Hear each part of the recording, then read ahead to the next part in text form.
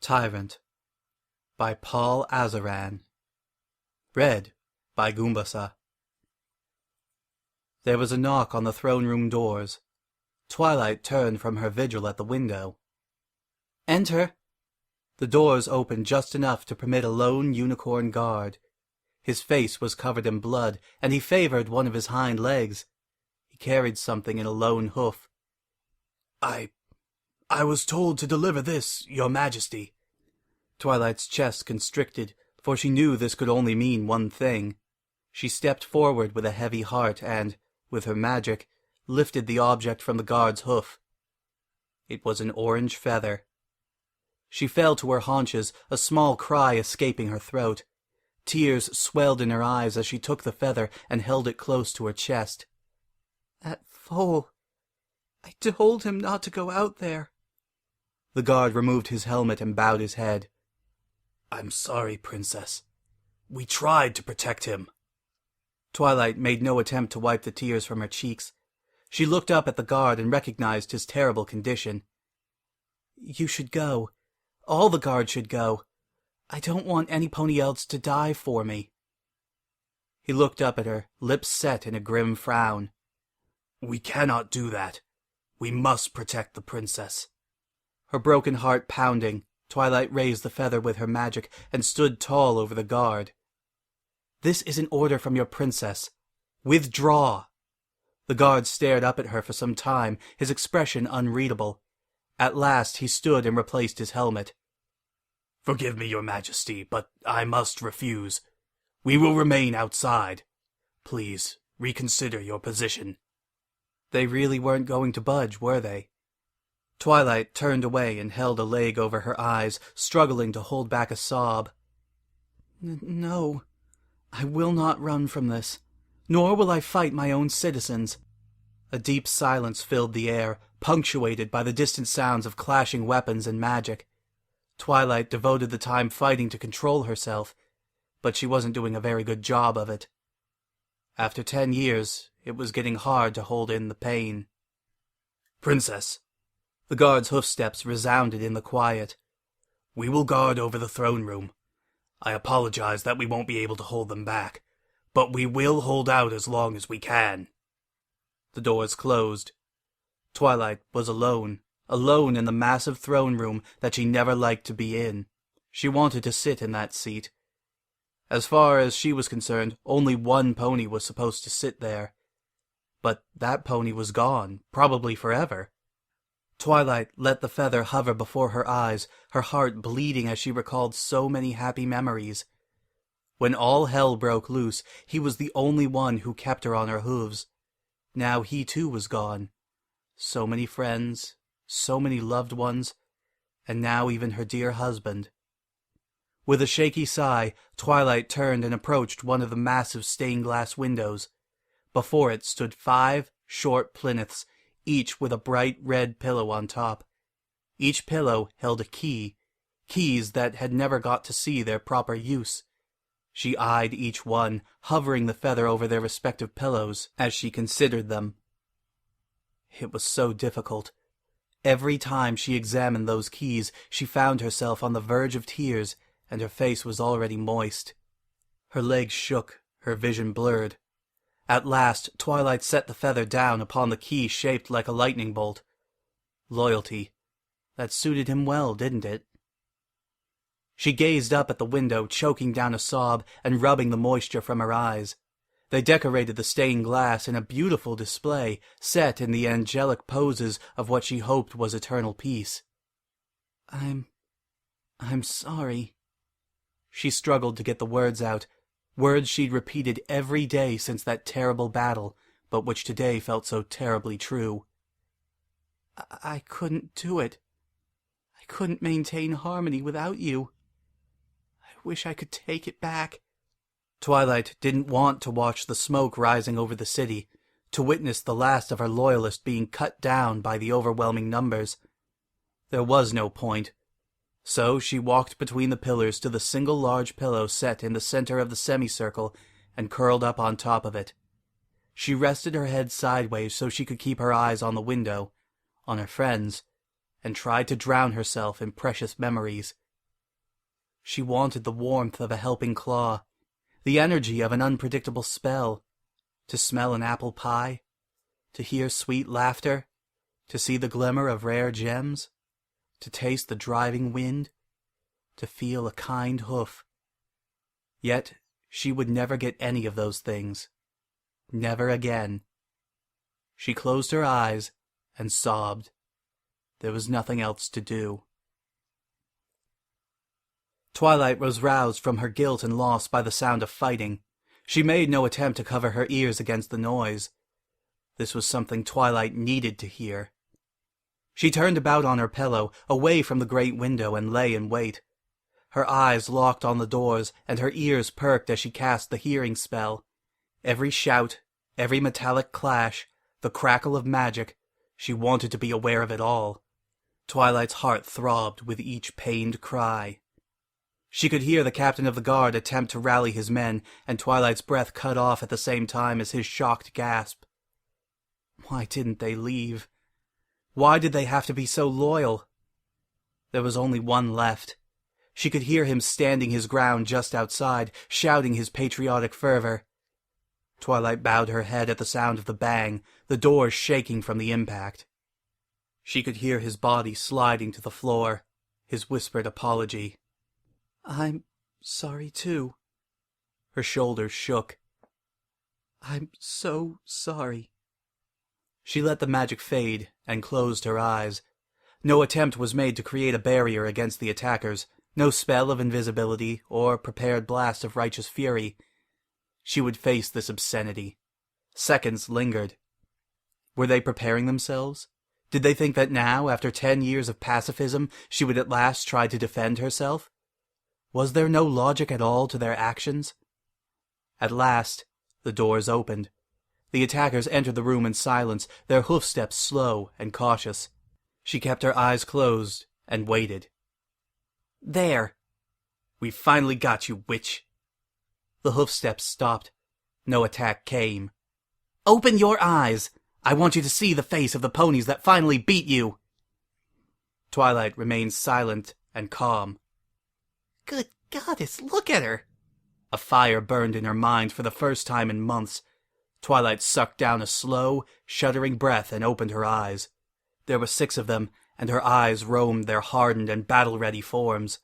Twilight's anger boiled, but there was also pity for these poor foals. Her words came out in a harsh whisper. "You have no idea how much it pains me to lie here every night." The tall orange Pegasus stepped forward, her eyes fierce as she aimed her spear. "Don't give us that crap! Every pony knows you're proud of what you did!" The white unicorn shared a similar menace. 10 years of fighting! If you really cared, you'd never have taken the throne! Twilight raised her head with a haughty frown. "I took nothing." The pale brown Pegasus flapped her wings in agitation. "Why are we talking to her?" "I agree." The silver earth pony let out a low snarl. "Kill her, before she turns us into a crater!" "Go after her head on." The tall pink unicorn shook her head. "That's probably what she wants." Twilight bared her teeth. "I will not fight equestrians!" The only one that had not spoken, a massive red stallion, stepped forward. The scar running along his throat clarified his silence, but the ferocity in his eyes spoke volumes. That was when Twilight noticed. She eyed all of them, her heart growing heavy. There were 6 of them. "Where is Apple Bloom?" The 6 rebels shared angry frowns, save the stallion, whose glare only intensified. It was the orange Pegasus who finally answered. "She took your bastard husband with her." It was like a knife twisting in her heart. Twilight let out a small cry and covered her face with her leg. "Oh, goddess. Big Macintosh, I'm sorry." The silver pony let out a vicious snarl. "Don't you dare speak to him! Don't pretend like you actually care!" Big Mac moved in, baring his teeth and growling. But the fire had returned, this time in full force. "Be silent!" A beam struck the ground, creating an eruption of violent light. The 6 ponies stumbled back, and a pale circle surrounded their hooves. They all began shouting and cursing as they tried to fight their way out of the 6 matching prisons. Twilight watched them claw at the walls, seeing their fury and frustration, and the fire within her only grew stronger. "I said, be silent!" "Buck you!" The others cheered the line. Twilight stood, her horns sparking with all the godlike power that had been instilled within her a decade ago. "You fools! Whatever happened to harmony in Equestria?" "You did!" The pink unicorn tried to fire a beam against her prison. It fizzled pointlessly. "You refused Tirek's deal! You let your friends die! You became the monster!" The others cried their agreement. Twilight's blood boiled, but she remained calm. She leveled the unicorn with a firm frown. "And what else would you have had me do? Surrender the only thing that gave Equestria a chance? Submit myself and every pony in the land to his tyranny?" "You should have thought of an alternative!" The orange Pegasus's spear shattered as she smashed it against her prison. "My sister is dead! You sacrificed her so you could be a god! We traded one tyrant for another!" The words came out as a scream. "I am not a tyrant!" They all went silent, watching as Twilight seethed. Her shoulders shook, her heart hammered in her chest. She glared at each of them in turn, her teeth bared and sparks flying from her horn. The light brown Pegasus sneered. "You sure are acting like one." Twilight let out a frustrated shout. "Where did you get these insane ideas? Who put them into your heads? I have not once harmed a single pony with my powers. I have raised the sun and the moon for a decade." "And where are the other princesses?" The white unicorn pressed against the prison wall. "Why didn't you give them back their powers after killing Tirek? What did you do to them?" Twilight threw up her hooves. "I don't know where they are!" Silence once again encompassed the room as she fell to her knees, her anger traded for sudden and overwhelming sorrow. "I don't know where they are. I want them back. I want them back so much. I never wanted to rule Equestria." The silver pony sat, her words bitter. "Enough of this charade. You have us where you want us. Just kill us." "Is that what you think I'm going to do?" Twilight looked at each of them in turn. She saw their confidence and felt her anger come boiling back, but this time it was subdued. "You're a disgrace." She stood tall and glared. "All of you, one big disgrace." She turned to the orange Pegasus. "Scootaloo, I remember when you were so small, and Rainbow decided to take you under her wing." The young Pegasus opened her mouth to speak, but it closed with a click of teeth and a wave of Twilight's wing. Scootaloo glared daggers as she struggled against the spell. "You will listen." She cast a glance at the others, ceasing their attempts to interrupt with the same spell. "You will all listen. You haven't deposed me yet, and while I am still Princess of Equestria, I will have my say." She turned back to Scootaloo, who peered at her with lips curled in a snarl. "You claim to represent loyalty. Is this your definition of loyalty? You betrayed Equestria just to seek your petty revenge. If Rainbow Dash were here, she would be disappointed, not because you couldn't kill me, but because you tried to. Rainbow was my friend, and she, above all others, would be willing to accept the sacrifice I made." Scootaloo stared at her, a spark of uncertainty in her eyes. She looked away with a huff and glared at the floor. Twilight turned to the white unicorn. "And you, sweetie, generosity? What have you done in the past 10 years that qualifies you for such a distinction? What have you given your fellow ponies other than fury and bitterness and blood? Your sister was a pony of beauty and elegance, who loved to bring out the best in others. You shame her with your actions. Rarity was my friend, and she gave her life so that you might live yours." Anger filled Sweetie Belle's eyes, but there were also tears. She turned her back on Twilight, but there was a noticeable sag in her shoulders. Twilight locked eyes with the brown Pegasus. "Zipperwill, where is the kindness you claim to represent? You think you qualify to take Fluttershy's place just because of your affinity for animals? When she sang at your cute Seignera, she did it despite her fears, because that was the kind of pony she was. Where in your actions is the lifetime of devotions she so happily displayed? If she saw you now, she would fear you. Fluttershy was my friend, and she would sob if she saw what you've done to the land she loved." Zipperwill took a tentative step back, her lips parted in a startled and hurt expression. Twilight's anger was turned upon the silver pony. "And you, Silver Spoon. Laughter. Seriously? You're supposed to be laughter. Why, because all the elements had been picked? At least Cheese Sandwich understood the concept. When they told me he died laughing and protecting foals at the Battle of Trottingham, I believed it. You presume to just step in and blaspheme their names. Your job should be to spread joy, not death. Pinkie Pie was my friend, and out of all of my friends, I think she would be the most insulted by your foolish behavior. And Pinkie Pie defined foolish behavior." Silver Spoon's eyes were locked with Twilight's, her teeth bared in a menacing display. Twilight, filled with disgust, moved away from the pony. She brought her attention back to the pale pink unicorn. "Fleur-de-lis, you took on my mantle, didn't you?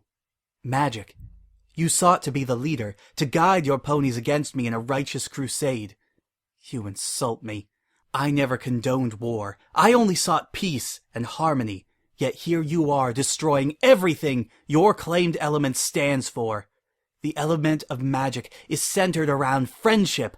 Does that concept stir any emotion in that hate-filled mind of yours? I bore the element of magic, and I hold the life, health, and prosperity of every pony in this kingdom as precious. Yes, even yours." Fleur leaned back, her eyes shifting in contemplation. At last, Twilight turned to Big Macintosh. She'd skipped him. For a reason. "No pony is more disappointing, more blasphemous than you, Big Mac. Applejack was the proudest, most strong-willed, and most dependable pony in all of Equestria. She bore the element of honesty with integrity and confidence.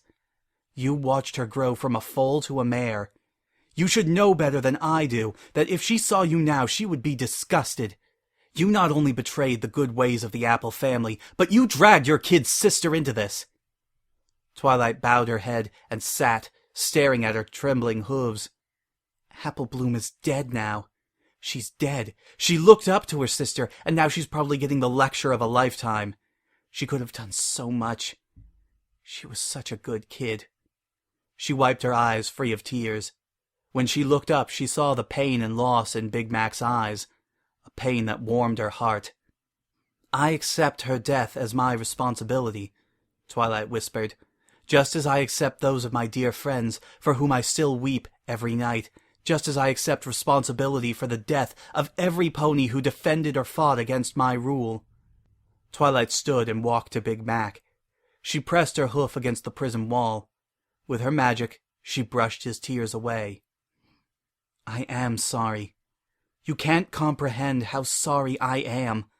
I wasn't willing to use my powers to hurt equestrian citizens, nor would I let my husband enact the brutal methods he thought would be necessary to put down the rebellion.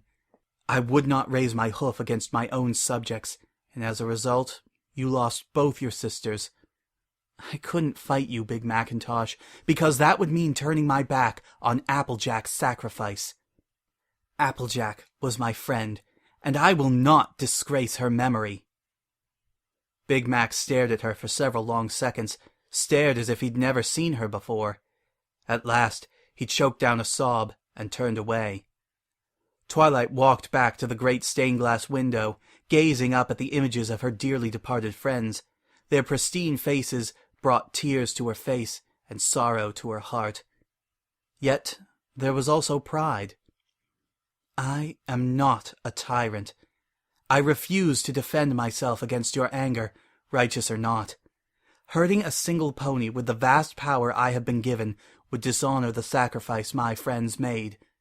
They died so that Equestria could be free, could live in the state of harmony." She rubbed her cheeks. Her breath came in weak shudders. "I will not harm or wish harm on a single pony. If you want to blaspheme their names and turn your backs on everything they stood for, that is your prerogative." Twilight turned back to her accusers, her gaze falling upon each one. They all watched and listened, their faces filled with so many contradicting emotions. Anger, uncertainty, Loss, determination, pain, and pride.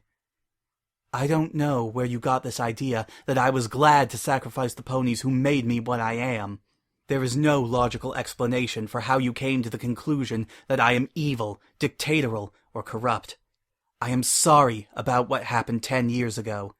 Maybe if I'd used the powers Celestia, Luna, and Cadence gave me to put down the rebellion, we'd all be a lot happier. She stepped back and stood atop her pillow. But I am not a tyrant.